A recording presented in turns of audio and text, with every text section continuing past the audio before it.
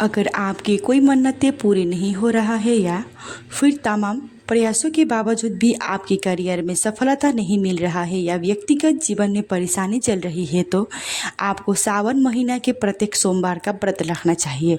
व्रत का संकल्प लेकर भगवान शिव का पूजा करके सावन महीने का कथा सुननी चाहिए। इससे आपकी सभी परेशानियां दूर हो जाती है और आपकी सभी मुरादें पूरी होगी। आइए सावन सोमवार का व्रत का संकल्प कैसे ले जानते हैं। अगर आप योग्य ब्राह्मण से संकल्प करना चाहते हैं तो बहुत बढ़िया है। फिर भी आप अपने से संकल्प करना चाहते हैं तो आप अपने घर के पूजा मंदिर में जाए और अपने हाथ में एक फूल लेना है, अक्षत्र 11 या 21 रुपये, बेलपत्र और जल लेना है और भगवान विष्णु का 3 बार नाम लेना है। ओम विष्णुरु विष्णुरु विष्णुर। आषाढ़ महीना के कृष्ण पक्ष के प्रतिपदा तिथि सावन नक्षत्र में मेरा गोत्र ये है, मेरा नाम ये है। मैं इस कामना के लिए भगवान शिव जी का आशीर्वाद पाने के लिए सावन के सभी सोमवार का व्रत धारण करने का संकल्प लेता हूँ व लेती हूँ। करके आपके हाथ में जो भी है वो भगवान शिव को अर्पित कर दे।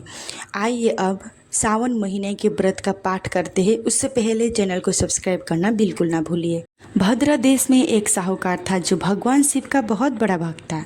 उसके पास धन ध्यान किसी भी चीज़ की कमी नहीं थी, लेकिन उसकी कोई संतान नहीं थी और वो इसी कामना को लेकर शिव जी का मंदिर जाकर दीपक जलाता था। इसके इस भक्ति भाव को देखकर एक दिन माता पार्वती ने भगवान शिव से कही कि प्रभु, यह साहूकार आपका बहुत बड़ा भक्त है, इसको किसी बात का कष्ट है, आपको उसे अवश्य दूर करना चाहिए। शिव जी बोले कि हे पार्वती, इस साहूकार के पास पुत्र नहीं है, यह इसी से बहुत दुखी रहता है। तब माता पार्वती कहती है कि हे ईश्वर, कृपा करके इसे पुत्र का वरदान दे दीजिए। तब भोलेनाथ ने कहा कि पार्वती, साहूकार के भाग्य में पुत्र योग नहीं है, ऐसे में अगर इसे पुत्र प्राप्ति का वरदान मिल भी गया तो वो केवल 12 वर्ष की आयु तक ही जीवित रहेगा।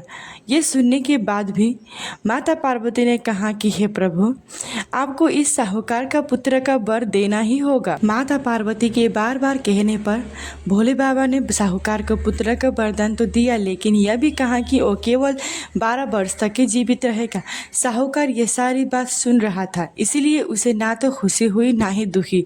वो पहले की तरह ही भोलेनाथ की पूजा अर्चना करता था।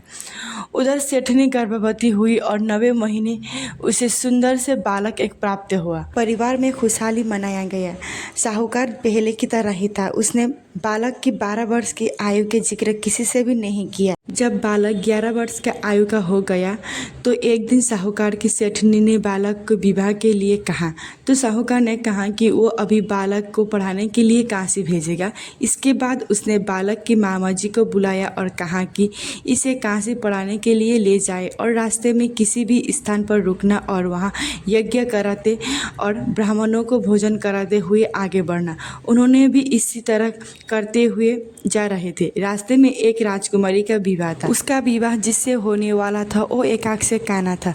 उसके पिता ने जब अति सुंदर साहूकार के बेटे को देखा तो उसके मन में आया कि क्यों न घोड़े पर बिठाकर शादी के सारे कार्य संपन्न करें। तब उन्होंने मामा से बात की और कहा कि इसके बदले में उन्हें अथस धन मिलेगा। मामा भी राजी हो गए। साहूकार के बेटा को विवाह मंडप पर बिठाया गया और विवाह भी संपन्न हो गया। तब साहूकार के बेटा ने राजकुमारी के चुनरी पर लिखा कि आपका विवाह मेरे साथ हुआ है और आपको जिसके साथ भेजा जाएगा वो एक आँख से काना है। इसके बाद वो अपने मामा के साथ काशी चला गया। उधर राजकुमारी ने अपनी चुनरी पर लिखा हुआ पाया तो उसने राजकुमार के बेटे के साथ जाना मना कर दिया। तब राजा ने अपनी पुत्री को बारात के साथ विदा नहीं किया। बारात वापस लौट गई। उधर मामा भांजे काशी पहुंच गए थे। तब एक दिन जब मामा ने यज्ञ रचा था और भांजा बहुत देर तक बाहर नहीं निकला तो मामा ने अंदर जाकर देखा कि भांजा का प्राण निकल गया था।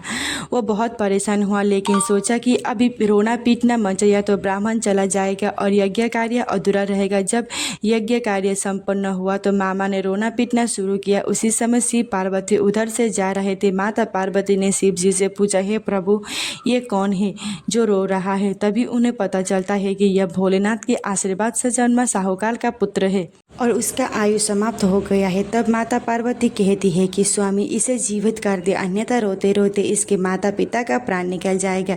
तब भोलेनाथ ने कहा कि हे पार्वती, इसकी आयु इतनी ही थी सो वो भुगत चुका है। लेकिन माँ के बार बार आग्रह करने पर भोलेनाथ ने उसे जीवित कर दिया। लड़का ओम नमः शिवाय कहते हुए जाग उठा।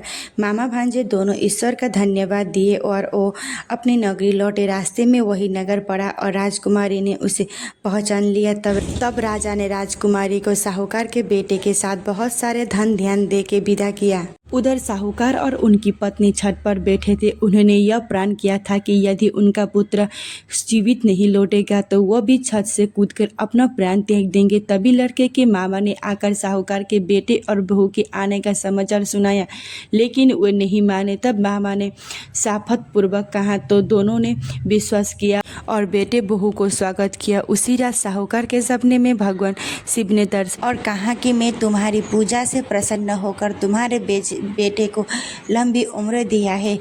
इसी प्रकार जो भी भक्त मेरे पूजा करेंगे, सावन महीने का पूजा करके व्रत कथा सुनते हैं, उसकी मैं हर प्रकार की समस्या दूर करूंगी और उसकी सभी मुरादें पूरी करूंगी।